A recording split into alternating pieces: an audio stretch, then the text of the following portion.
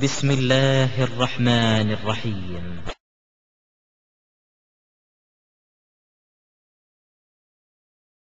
இந்த மெஞ்ஞானம் சொல்றவங்கலாம் நீங்க பார்க்கலாம்.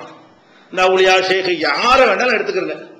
எடுத்துக்கிட்டீங்கன்னா எங்க கொண்டு முடிப்பாங்க? பரம்பரையை முடிக்கிறதா இருந்தா இப்ப அப்துல் கார் ஜிலானிங்கிறான்னு வைங்களேன்.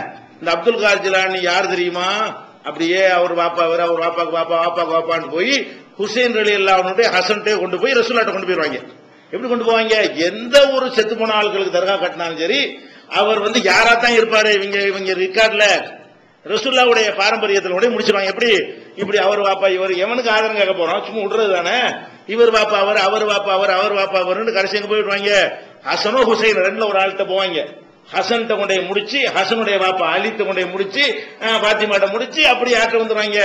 ரசூலுல்லாஹ்வுடைய பரம்பரை இவங்கெல்லாம். எந்த கபருக்கும் ரசூலுல்லாஹ் பரம்பரை தான். அது சாவுல மீதா இருந்தாலும் ரசூலுல்லாஹ் பரம்பரை தான். அந்தல் ஹசனியும் ஹுசைனின்றாங்க. கொஞ்சம் கிரேட் கூட்டுறாங்க. என்ன செய்வாங்க தெரியுமா? பாப்பா வழியில ஹசன், உம்மா வழியில ஹுசைன்வாங்க. அந்தல் ஹசனியும் ஹுசைனியா.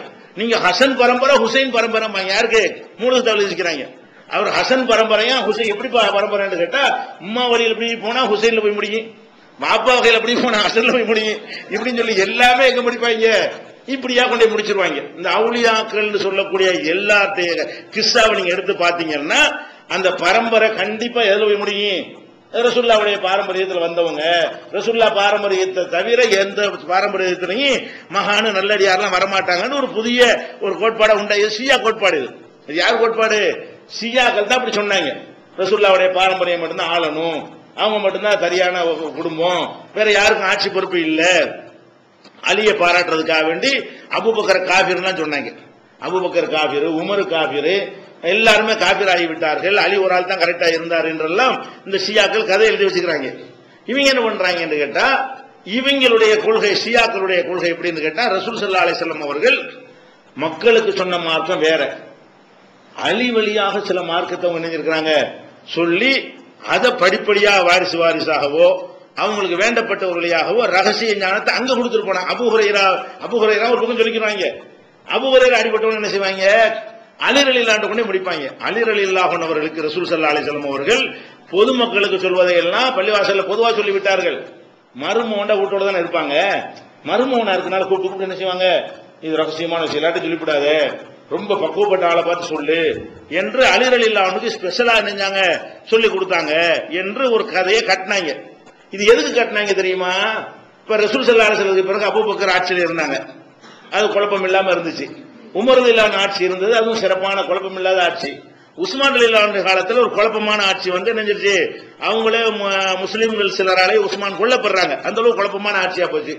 அதுக்கப்புறம் அலி ரலியல்லாஹு ஆட்சிக்கு வந்துட்டாங்களா. அலி ரலியல்லாஹு ஆட்சி காலத்துல இஸ்லாமிய சாம்ராஜ்யம் ரெண்டா போச்சு. அபூபக்கர் காலத்துல ஒட்டுமொத்த முஸ்லிம்களுக்கு ஒரு ராஜ்யம் தான். உமர் ரலியல்லாஹு காலத்துல முஸ்லிம்களுக்கு பூரா ஒரு நாடு தான். உஸ்மான் ரலியல்லாஹு காலத்துல முஸ்லிம்களுக்கு பூரா ஒரு நாடு தான். அலி ரலியல்லாஹு காலத்துல என்ன ஆச்சுன்னு கேட்டா, அவங்களுக்கு மதீனாவுல ஒரு ஆட்சியும், முஆவியா இருக்காங்கல்ல ரசூலுல்லாஹ்வுடைய அவர் மச்சன், ரசூலுல்லாஹ்வுக்கு மச்சான் அவர் முஆவியா, அவர் சகோதரி ரசூலுல்லாஹ் கல்யாணம் பண்ணிருக்காங்க உம்மு ஹபீபாவை. அப்ப அவங்களுக்கு என்ன செய்யறாங்க? அவர் சாமில உட்கார்ந்துக்கிட்டு நான் தான் இங்க ஜனாதிபதிட்டாரு, இங்க ஒண்ணு அங்க ஒண்ணு. கடைசியில் அலி ரலியல்லாஹு மதீனாவுல இருக்க முடியாத நிலைமை கூபா ஓடி போயிட்டாங்க. தலைநகரத்திலே ரசூலுல்லாஹ்வுடைய தலைநகரத்திலே அவருக்கு ஆட்சி பண்ண முடியாத அளவுக்கு அங்க ரெண்டா மக்கள் ரெண்டு அணியா பிரிந்து இருக்கிறாங்க. மதீனாவிலே அலி ரலியல்லாஹு சப்போர்ட் இல்ல. கூஃபாவுல போய் என்ன செய்யறாங்க? தலைநகரத்தை மாத்திக்கிட்டு ஆட்சி பண்றாங்க. இப்ப என்ன ஆச்சுன்னா, அலியா முஆவியாவா அப்படிங்கிற மாதிரி ஒரு அரசியல் ஸ்டண்ட் வருது. அப்ப அலி ரலியல்லாஹு சப்போர்ட் மக்களுடைய ஆதரவை பெறணும்னா என்ன பண்ணணும்? நம்ம ரசூலுல்லாஹ்வை யூஸ் பண்ணுவோம் திட்டம் போடுறான் ஒரு கூட்டம். என்ன திட்டம்? ரசூலுல்லாஹ் அலி தான் தகுதியான ஒரு ஆட்சிக்கு, இது அப்பவே அவர் வந்திருக்கணும். அபூபக்கர் ஏமாற்றி ஆட்சியை பிடிச்சுக்கிட்டாரு. ரசூலுல்லாஹ்வுக்கு பிந்தி என்னது? அவர் வசியத்தை செஞ்சாங்க. ரசூலுல்லாஹ் எனக்கு பிறகு அலிதான் ஆட்சிக்கு வரணும்னு நினைஞ்சாங்க, வசியத்தை செஞ்சாங்க. அது கூட ஆயிஷா நாயிட்ட கேட்பாங்க. ஆயிஷா நாயிட்ட போய் உங்க அலிக்கு என்னமோ ரசூலுல்லாஹ் வசியத்தை செஞ்சாங்களாம்ல கடைசி நேரத்துல. என்னது கடைசி நேரத்துல வசியம் செஞ்சாங்களா? கடைசி நேரத்துல ஏன் மடியில தானே படுத்து ரசூலுல்லாஹ் தூங்குனாங்க, என்னுடைய நெஞ்சில தான் 5 நாள் அணைச்சிக்கிட்ட உட்கார்ந்துகிட்டு இருந்தேன். யாருக்கு இப்படி வசதி செஞ்சாங்க? எனக்கு தெரியாம எப்படி வசதி செய்ய முடியும்? ஆயிஷா நாய் கேட்பாங்க, அலிக்கு எப்படி வசதி செஞ்சிருப்பான்? அவர் ஏங்க வந்தாரு? என் வீட்டுல தான் இருந்தாங்க ரசூல் ஸல்லல்லாஹு அலைஹி வஸல்லம். உடம்பு சரியில்லாம போனோம்னு நினைச்சிட்டாங்க, எல்லா மனைவிமாரையும் கூப்பிட்டு எனக்கு எல்லா வீட்டுக்கும் நான் வர முடியாது, ஆயிஷா நாய் வீட்டுல இருந்துக்கிறேன்ட்டாங்க. உடம்பு சரியில்லாம போனதுல இருந்து மௌத்தா போற வரைக்கும் எங்கதான் ஆயிஷா நாய் வீட்டுல இருந்தாங்க. ஆயிஷா நாயுடைய நெஞ்சில சாய்ந்தவர்களாகத்தான் உயிரை விட்டாங்க. அவங்க என்ன செய்றாங்க, கடைசி நேரத்தில் அலிக்கு வசிய செஞ்சாருன்னா எனக்கு தெரியாமையா, நான் தானே என்னோடதான் எனக்கு ஒரு வினாடி கூட பிரியாம நான்ல இருந்தேன் கூட அப்படின்னு ஆயிஷா நாய் கூட கேட்பாங்க. அப்படி கதை விடுறாங்க, அலிக்கு வந்து ரகசியமா சொல்லி கொடுத்தாரு அது மாதிரி அப்படின்னு சொல்லும் பொழுது இதையும் கொஞ்சம் சேர்த்துக்கிறாங்க. எப்படி ரகசியமான ஞானம் இருக்கிறது, அதெல்லாம் அலிக்கு சொல்லி கொடுத்தாங்க, அவர் தேர்ந்த முரீது வழியாக படிப்படியா என்ன செய்யும் எங்களுக்கு வரும், முரீதுகளுக்கு எங்க கொண்டே முடிப்பாங்கன்னு கேட்டா அங்க கொண்டே முடிச்சிருவாங்க. ஒரு ஆள் ஷேக்குன்னு சொல்றான்னு வைங்களேன், சரிப்பா நீ முரீது வாங்கிட்டோம், உனக்கு யார் முரீது கொடுத்தான்னு கேட்டா ஏதோ ஒரு யார் பேரையா சொல்லுவாங்க. சரி அவனுக்கு யார் கொடுத்தா, அவனுக்கு அவன்வாங்க. இப்படியே போனா அழித்து போய் முடியும். இந்த முரீது பூரா எல்லா முரீதும், அது சாதிரியாவா இருக்கட்டும், காதிரியாவா இருக்கட்டும், சிஸ்தியாவா இருக்கட்டும், நக்ஷபந்தியாவா இருக்கட்டும், ஜுஹரவர்தியாவா இருக்கட்டும், நூரிஷாவா இருக்கட்டும், என்னென்ன தரிக்கான முரீது வியாபாரம் பண்றானோ அம்புட்டு பேர் எங்க கொண்டே முடிப்பான்னு கேட்டா, சரிப்பா அந்த முரீது ஞானம் கிடைச்சல, சரி உனக்கு அவர் சொன்னார், அவருக்கு யார் சொன்னாரு, அவருக்கு யார் சொன்னாருன்னா கடைசியில் கொண்டு எங்க முடிச்சிருவாங்க, அலிட்ட முடிப்பாங்க. அலிட்ட கொண்டே முடிச்சது அவங்க பொய்யன்னு காட்டுறாங்க. எல்லாம் ஒரு தறிக்காவில் நின்று இருக்கு. அலிட்ட கொண்டே முடிச்சீங்கன்னா அது ஏன் எல்லாம் 72,000 தறிக்கா வருது, எல்லாம் அங்கதான் கொண்டு பிடிக்காங்க. இவனுக்கு அவனுக்கு சண்டை, சாதிரியாவுக்கும் காதிரியாவுக்கும் பாலிசி கொள்கை திக்கு எல்லாத்திலையும் சண்டை. இதையும் அழி சொன்னார், அதையும் அழி சொன்னார்மாங்க. இவன் கொண்டே அழியில முடிப்பான், அதையும் கொண்டே அழியில முடிப்பான். அவங்க 2 பேரும் சண்டை. இந்த மாதிரி எல்லாம் செய்து தங்களை தாங்களே பொய்யாக்கி கொண்டிருக்கிறார்கள். அப்ப என்ன செஞ்சாங்கன்னா, இது இப்ப சொன்ன மாதிரி அவங்க அலிரலியல்லாஹு வாழும் போது கட்டி விட்டாங்க அரசியலுக்காக வேண்டி. அப்ப என்ன செய்யறாங்கன்னா, அபூ ஜுஹைஃபான்னு ஒருத்தர் அலிரலியல்லாஹுக்கு வேண்டியவர், அவருடைய அணியை சேர்ந்தவர். அவர் அலிரலியல்லாஹு போய் கேட்கிறார். என்ன கேட்கிறாரு, ஹல் இந்தக்கும் ஷைஉன் மிம்மா லைஸ பில் குர்ஆன், குர்ஆன்ல இல்லாம ஸ்பெஷல் ஞானம் எதுவும் உங்கள்ட்ட இருக்குதா? பரப்பி விட்டாங்க. அவர் காலத்திலேயே அலிரலியல்லாஹு ஆட்சியில் இருக்கும் பொழுது அவருக்கு அரசியல் ரீதியாக ஆள் சேர்ப்பதற்காக வேண்டி அவருக்கு உடன்பாடு கிடையாது. அலிரலியல்லாஹு சம்பந்தம் கிடையாது, சம்மதமும் கிடையாது, அவருக்கு ஆதரவும் கிடையாது. அவருக்கே தெரியாமல் அவர் பேரை பயன்படுத்தி, ரசூலுல்லாஹ் பேரை பயன்படுத்தி அவருக்கு ஆள் சேர்ப்பதற்காக என்ன செஞ்சாங்க, இட்டு கட்டிட்டாங்க. அவர் வாழும் போது கேட்கப்பட்டு விட்டது. என்ன கேட்கிறாங்க, ஹல் இந்தக்கும் ஷைஉன் மிம்மா லைஸ பில் குர்ஆன், குர்ஆன்ல இல்லாத ஒரு ஸ்பெஷல் ஞானம் உங்களுக்கு இருக்கிறதா? இன்னொரு அறிவிப்புல வந்து மாலைஸ இந்த நாஸ், மக்களுக்கெல்லாம் சொல்லாத சிறப்பாக உங்களுக்கு சொன்ன ஞானம் ஏதாவது ரசூலுல்லாஹ் உங்களுக்கு சொல்லிட்டு போயிருக்கிறாங்களா? ரகசிய ஞானம் சொல்லி திரிகிறாங்களே, அது உண்மையான்னு கேட்கிறாங்க. அப்ப அவங்க என்ன செய்யறாங்க, அலிரலியல்லாஹு பொய் சொல்றாங்க, சத்தியம் போட்டு சொல்றாங்க. உள்ளதி ஃபலக்கல் ஹப்பா, வித்துக்களை எவன் வந்து பிளக்கிறானோ, வித்தை பிளந்தானு முளைக்க வைக்கிறான். ஒரு நெல்லு கோதுமையை மண்ணுக்குள்ள போட்டோம்னா அது முதல்ல பிளக்கும், அப்புறம் தான் என்ன செய்யும், முளைக்கும். அதை சொல்றாங்க. வித்துக்களை வந்து விதைகளை எவன் பிளக்கிறானோ, நசமத்தை உயிர்களை எவன் படைக்கிறானோ அவன் மீது ஆணையாக, அல்லாஹ்வின் மீது ஆணையாக என்பதை இப்படி ஒரு வாசகத்தை போட்டு சொல்றாங்க. மா இந்தனா இல்லா ஃபில் குர்ஆன், குர்ஆன்ல இருக்கிறத தவிர வேற ஒன்று ஸ்பெஷலாவும் எங்களுக்கு ஒண்ணுமே இல்லை, எங்களுக்குன்னு ஸ்பெஷலா ரசூலுல்லாஹ்வுடைய குடும்பத்தார் என்று சொல்லி அப்படி சிறப்பான ஞானம் ஒன்னு ரசூலுல்லாஹ் வந்து சொல்லி தரல. இல்லா ஃபஹ்மன் யூதா ரஜுலுன் ஃபீ கிதாபிஹி, குர்ஆன்ல வந்து ஒரு மனிதனுக்கு கொடுக்கப்படுமே சிந்திக்கிற விளக்கம், அதை தவிர குர்ஆன்ல இருக்கு நாங்களா சிந்திச்சல விளங்குவோம். அந்த மாதிரி ஒரு அறிவை அல்லாஹ் எனக்கு தந்திருக்கிறான். அது மாதிரி நிறைய பேருக்கு அல்லாஹ் கொடுத்திருப்பான். அப்படி குர்ஆனை பார்த்து நம்ம விளங்கிக் கொள்வோமே, அதையும் குர்ஆன்ல இருக்குமே அதையும் குர்ஆன்ல நேரடியா இருப்பதையும் அதிலிருந்து சிந்தித்து விளங்குவதையும் தவிரங்கிறார்.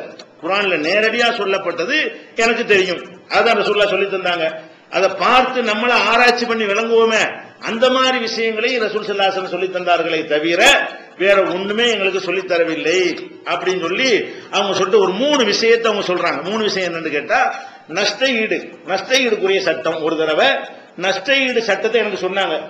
ஒருவேளை இதைத்தான் சொல்றாங்க போல இருக்கு, இதையும் நான் உங்களுக்கு பொதுவாக்கிட்டேன். இவர் மட்டும் இருக்கும்போது ரசூலுல்லாஹ் ஒரு 3 செய்தி சொல்லி இருக்கிறாங்க. அவங்க நினைச்சிட்டாங்கன்னா இது வந்து நம்ம சொல்லாம இருந்தோம்னா நமக்கு மட்டும் ஸ்பெஷல் ஞானம் வந்துருவாங்க, இந்தப்பா ரசூலுல்லாஹ் என்ற தனியா சொன்ன சில விஷயங்கள் இருக்கு, அதையும் இந்த இப்ப கொண்டு போட்டு உடைச்சு போடுறேன் அப்படின்னு சொல்லிட்டு என்ன செய்யறாரு, இந்த நஷ்ட ஈடு, அதாவது ஒருத்தன் கையை வெட்டிவிட்டான் அதுக்கு என்ன நஷ்ட ஈடு, காலை வெட்டினா என்ன நஷ்ட ஈடு, ஒருத்தங்க ஒருத்தன் நோண்டி விட்டான் அதுக்கு என்ன நஷ்ட ஈடுன்னு சொல்லி இந்த மாதிரி நஷ்ட ஈடுகள் ஒரு கணக்கு மார்க். கொலை பண்ணிவிட்டான், கொலை செய்யப்பட்டவன் வந்து காசு கேட்கிறான், அந்த குடும்பத்தாரு நாங்க கொலைக்கு கொலை நாங்க விரும்பல, பணம் கொடுத்துருங்க. என்ன பணம் கொடுக்கிறது, இந்த சட்டங்கள். அதே மாதிரி ஃபிகாக்குல் அசீர், கைதிகளை விடுதலை செய்வது சம்பந்தமான சட்டங்கள். என்னென்ன நேரத்தில் கைதிகளை எப்படி பிடிக்கலாம், எப்படி விடுதலை செய்யலாங்கிற ஒரு சட்டம். அல்லாஹ் யுக்தல முஸ்லிமின் பி காஃபிரின், ஒரு முஸ்லிம் காபிருக்கு சண்டை வரும் பொழுது ஒரு காபிருக்கா வேண்டி முஸ்லிமை கொல்லக்கூடாது என்று சொல்லக்கூடிய இந்த 3 விஷயத்தை ரசூல் ஸல்லல்லாஹு அலைஹி வஸல்லம் என்கிட்ட சொன்னாங்க. அதையும் இந்த போட்டு உடைச்சு விட்டவன்ட்ட அப்படிங்கிறாரு. இது புகாரில 111, 6915, 6903, 3047 இதுல எல்லாம் இருக்கிறது. இன்னொரு அறிவிப்புல என்ன செய்யறாங்கன்னா கூடுதல் தகவல் சொல்றாங்க. பல சந்தர்ப்பங்கள்ல கேட்கறாங்க, ஒவ்வொரு தடவையா யோசிச்சு பார்த்து என்ன செய்யறாங்க, இது ஒண்ணு சொன்னாங்க ரசூலுல்லாஹ், இது ஒண்ணு சொன்னாங்கன்னு யோசிச்சு பார்த்து அனைத்தையும் பொதுவாக்கிட்டு போயிட்டாரு. என்கிட்ட ரசூலுல்லாஹ் சொன்னாங்க சில செய்திகள், அது எனக்கு மட்டும் வச்சுக்கிறதுக்காக சொல்லல, எல்லாருக்கும் சொல்லிருப்பாங்க நான் நினைச்சிட்டு இருக்கிறேன், நீ கேட்டதுனால அதையும் இப்ப சொல்லி போடுறேன் அப்படின்னு சொல்லிட்டு இன்னொரு தடவை இதே கேள்வி வேற ஒருத்தர் கேட்கும்போது சொல்றாங்க, மா இந்தனா ஷைஉன் இல்லா கிதாபுல்லாஹ், அல்லாஹ்வுடைய வேதத்தை தவிர வேற எதுவும் எங்கிட்ட கிடையாது. வஹாதிஹி ஸஹீஃபா, இந்த ஏடு ஒரு ஏடத்தை காட்டுறாங்க, இந்த ஏட்ல உள்ள செய்தியை தவிர வேற ஒண்ணு என்கிட்ட கிடையாதுங்கிறாங்க. அந்த ஏட்ல என்ன இருக்குது, ஒரு புக்ல எழுதி வச்சிருக்காங்க, ஒரு நோட்டு மாதிரி ஒரு புக்ல, அதுல என்ன எழுதி வச்சிருக்காங்கன்னு கேட்டா, அல் மதீனத்து ஹரமுன் மாபைன ஆயிர் இலாக்கதா, மதீனா என்பது புனித தலமாகும். ஆயிருங்கிற இடத்துல இருந்து இந்த இடத்து வரை, அந்த இடம் எவ்வளவுன்னு சொல்லல, இதுல இருந்து இது வரைக்கும் மதீனா புனித தலம். இதுல எந்த மாதிரியான மற்ற இடங்கள் செய்யக்கூடிய காரியங்களை நீங்க செஞ்சிடாதீங்க. மன் அஹதத ஃபீஹா ஹதசன், இந்த எல்லைக்குள் எவனாவது ஒரு பிதத்தை உண்டாக்கினானே ஆனால் அவ் ஆவா முஹதிசன், அல்லது பிதத்து செய்யறவனுக்கு இந்த இடத்துல வைத்து அடைக்கலம் கொடுப்பானே ஆனால் அலைஹி லானத்துல்லாஹி வல் மலாயிகத்தி உன்னாசி அஜ்மஈன், அவனுக்கு அல்லாஹ்வுடைய சாபம், மலக்குகளுடைய சாபம், மனித குலம் அத்தனை பேருடைய சாபமும் அவனுக்கு இருக்கிறது. லா யுக்பலு மின்ஹு சர்ஃபுன் வலா அதுன், அவனிடமிருந்து எந்த ஈட்டு தொகை பெற்றுக் கொள்ளப்பட மாட்டாது, அவன் நரகத்துக்கு போய் நிச்சயம். இப்படி ஒண்ணு ரசூலுல்லாஹ் சொன்னாங்க. மதீனாவின் சிறப்பை பற்றி ரசூலுல்லாஹ் சொன்னதை நான் எழுதி வச்சுக்கிறேன், அதை சொல்லிவிட்டேன். ரகசியம்லாம் இது இல்ல, அதையும் உனக்கு போட்டு நினைச்சிட்டேன், உடைச்சு சொல்லிவிட்டேன் அப்படின்ட்டாங்க. அதே மாதிரி ரெண்டாவது சொன்னாங்க, ஸிம்மத்துல் முஸ்லிமீன வாஹிதா, ஒட்டுமொத்த முஸ்லிம் அத்தனை பேருக்கும் சமமான உரிமை இருக்கிறது. ஒரு முஸ்லிமான ஒருத்தர் ஒரு எதிரிக்கு அடைக்கலம் கொடுத்துட்டாருன்னு வைங்க, அது அனைவரும் கொடுத்து அடைக்கலமா ஏத்துக்கணும் ரசூலுல்லாஹ் சொல்றாங்க. ஒருத்தர் ஒரு எதிரியான ஒரு ஆளை அரசாங்கம் தேடிட்டு இருக்கிறாங்க, ஒரு முஸ்லீம் நினைஞ்சிட்டாரு இஸ்லாமிய நாட்டில், நான் அடைக்கலம் கொடுக்குறேன்னு வீட்டுக்குள்ள அடைக்கலம் கொடுத்துட்டு கள்ளத்தன்மை ஒழிச்சு வைக்க கூடாது, நான் உனக்கு அடைக்கலம் தர்றேன்னு சொல்லிவிட்டாரே, ஆனால் அதை அரசாங்கம் ஏத்துக்கணும். அடைக்கலம் கொடுத்து நான் முஸ்லீம் ஒருத்தன் கொடுத்துட்டான்னா முஸ்லீம் அரசாங்கமே கொடுத்த மாதிரி தான். ஸிம்மத்துல் முஸ்லிமீன வாஹிதா, முஸ்லிம்கள் அத்தனை பேருடைய அந்த அடைக்கலம் கொடுத்ததும் சமமானது ஒன்றுதான் அப்படின்னு ரசூலுல்லாஹ் அது இது பெரிய ஒரு விஷயம். அதையும் சொல்றாங்க ரசூல் ஸல்லல்லாஹு அலைஹி வஸல்லம். இப்படி ஒருத்தன் அடைக்கலம் கொடுத்த பிறகு, ஒருத்தன் அடைக்கலம் கொடுத்து அர்த்தம் போய் அவனை கொள்றான்னு வைங்க, அப்படி செஞ்சா அவன் மீது அல்லாஹ்வுடைய சாபம், மலக்குகளுடைய சாபம், மனிதர்களுடைய சாபம் எல்லாம் இருக்குன்னு சொல்லிட்டு அதை சொல்றாங்க. ரெண்டாவது செய்தி அந்த ஏட்ல. மூணாவது என்ன இருக்குண்டா, உமன் தவல்லா கௌமன் பி கைரி இத்னி மவாலிஹி, அதாவது எஜமானர்களுடைய அனுமதி இல்லாமல் அடிமைகளுக்கு அவன் ஒருத்தன் காசு கொடுத்து ஒருத்தன் வாங்கியிருப்பான், இவன் போய் அதுக்கு பொறுப்பாளியா ஒருத்தன் ஆகி கொண்டானையானால் அவனுக்கு அல்லாஹ்வுடைய சாபம் இருக்குங்கிற அந்த செய்தியெல்லாம் சொல்லி அவங்க இந்த 3 விஷயம், இந்த வேற ஒரு 3 விஷயத்தை சொல்றாங்க. இது புகாரில 3172, 3180, 1870 இதுல எல்லாம் இருக்கிறது. அப்ப இது போக திருமதியில என்ன செய்யறாங்கன்னு கேட்டா, அப்துல்லாஹ் இப்னு அப்பாஸ் சொல்றாங்க, அவங்க ரசூலுல்லாஹ் பாரம்பரியம் தானே, அவங்க ரசூலுல்லாஹ்வுடைய பெரியப்பா மகன் தானே, தம்பி தானே, அவங்கள்ட்ட போய் கேட்கறாங்க, எங்க ரசூலுல்லாஹ் குடும்பத்தாருக்கு ஸ்பெஷலா ஏதாவது சொல்லிட்டு போயிருக்காங்களான்னு. அவர் என்ன செய்யறாருன்னா, கான ரசூலுல்லாஹி ஸல்லல்லாஹு அலைஹி வஸல்லம் அப்தம் மஅமூரா, ரசூலுல்லாஹ் கட்டளைப்படி நடக்கக்கூடிய அடியாரா தான் இருந்தார்கள், இஷ்டத்துக்குலாம் அவர் செய்ய முடியாது, அல்லாஹ் சொன்னா எல்லாத்தையும் சொல்லிவிட வேண்டியதான். இப்னு அப்பாஸ் என்ன சொல்றாங்க, அல்லாஹ் ஒரு விஷயத்தை சொல்லுண்டா அவ இஷ்டத்துக்கு வச்சுக்கிட்டுலாம் சொல்ல முடியாது, சொல்லுடா சொல்லிவிட வேண்டியதுதான். அது எந்த ஒன்றையும் என்ன செய்யல, மக்களுக்கு மறைச்சிட்டு போகவில்லை, அனைத்தையும் பொதுவாக சொல்லிவிட்டார்கள். மா இஹ்தஸனா தூனன் நாசி இல்லா பிஸலாத், 3 காரியத்தை தவிர மக்களுக்கு எங்களுக்கு வித்தியாசப்படுத்தல, 3 விஷயம் மட்டும் என் குடும்பத்தாராகிய நீங்கள் பேணிக் கொள்ள வேண்டும்.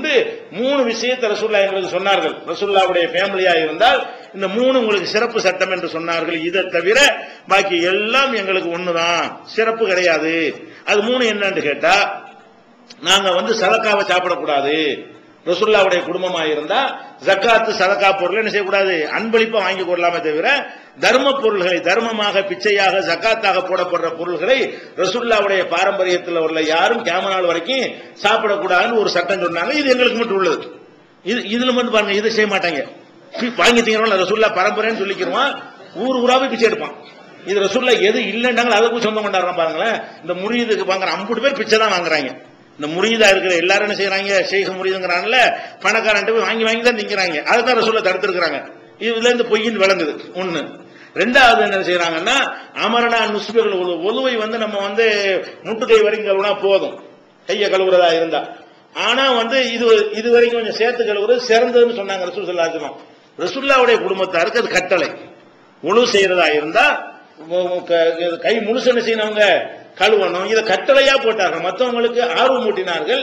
எங்களுக்கு நினைஞ்சாங்க, நீங்க ரசூலுல்லாஹ் குடும்பமா இருந்தா சொர்க்கத்துல மகசர்ல வரும்போது தனி அடையாளம் சொல்றாங்க. அந்த உழு செய்த இடங்கள் எல்லாம் பளிர் என்று பிரகாசிக்கும். அந்த மாதிரி பிரகாசிக்கக்கூடியவர்களாக என்னுடைய குடும்பத்தார் கொஞ்சம் கூட இருக்கணும். நல்ல விஷயத்தில் ஆசைப்படலாம்ல. குடும்பத்தாருக்கு வேற சலுகை எல்லாம் கொடுக்கல. ஜக்காத்து திங்காதுன்னு சொல்லிட்டு மண்டையில் அடிக்கிற அவங்களுக்கு கஷ்டமான ஒரு சலுகை தான் கொடுத்தாங்க. இந்த மாதிரி ஒன்றை ரசூலுல்லாஹ் எங்களுக்கு கட்டளை இட்டார்கள். அதே மாதிரி வந்து இந்த கழுதையும் குதிரையும் கிராஸ் பண்ண வைக்கிறது, அதாவது கழுதையும் ஆண் கழுதையும் பெண் கழுதையும் சேர்த்து விட்டு அதிலிருந்து கோவேறு கழுதை உண்டாக்கும்ல, இந்த மாதிரி ஒரு வேலையை வந்து மார்க்கத்தில் அனுமதி இருக்கு. என்னுடைய குடும்பத்தார் செய்யாதீங்க. என்னுடைய குடும்பத்தாரா இருக்கக்கூடியவர்கள் வந்து மாறுபட்ட 2 உயிரினங்களை இனச்சேர்க்கை செய்ய விடக்கூடாது என்று ரசூல் ஸல்லல்லாஹு அலைஹி வஸல்லம் எங்க குடும்பத்தாருக்கு மட்டும், என்னுடைய குடும்பத்தார் வந்து இந்த வேலையை 3 செய்யக்கூடாது, ஜக்காத்து சாப்பிடக்கூடாதுன்னாங்க. ஒழு செய்யும் போது முழுமையாக நீங்கள் கூடுதலாக என்ன செய்யணும், கழுவுறத கட்டளையாக்குனாங்க.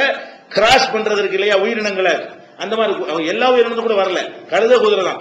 கழுதையும் குதிரையும் இணைஞ்சு பிறக்கிறது தான் கோவேறு கழுதைங்கிறது. அது கழுதையை விட கொஞ்சம் கூட இருக்கு, குதிரையை விட கொஞ்சம் கம்மியா இருக்கும் கோவேறு கழுதைங்கிறது. அந்த கோவேறு கழுதையை உருவாவதற்கு காரணமா இருக்கிற இந்த செயலை நீங்க செய்யாதீங்க. கோவேறு கழுதை தப்பு கிடையாது. ரசூலுல்லாஹ் ஏறெல்லாம் போயிருக்கிறாங்க. ரசூலுல்லாஹ் என் குடும்பத்தார் அந்த வேலையை செய்ய வேண்டாம், இதுதான் ரசூல் ஸல்லல்லாஹு அலைஹி வஸல்லம் சொன்னது என்று திருமதியில 1623வது ஹதீஸில் இருக்கிறது. அப்ப இதுல என்ன வழங்குது?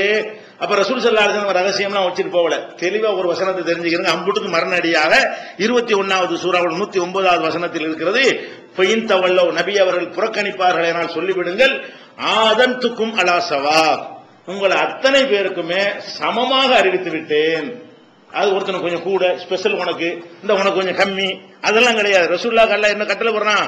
ஆதன்துக்கும் அலா சவா, உங்கள் அத்தனை பேருக்கும் சமமாக நான் அறிவித்து விட்டேன் என்று மக்களிடத்தில் சொல்லுங்கள். அப்ப ரசூலுல்லாஹ் கொண்டு வந்த மார்க்கத்துல அனைவருக்கும் சொன்ன எது குர்ஆன்ல ஹதீஸ்ல இருக்குது அதுதான் அனைவருக்கும் உள்ளது. அது இல்லாத ஒன்றை ரகசியமாக யாருக்கும் சொல்லல என்று சொல்லி குர்ஆன்ல 21:109 வசனம் சொல்லுகிறது. அல்லாஹ்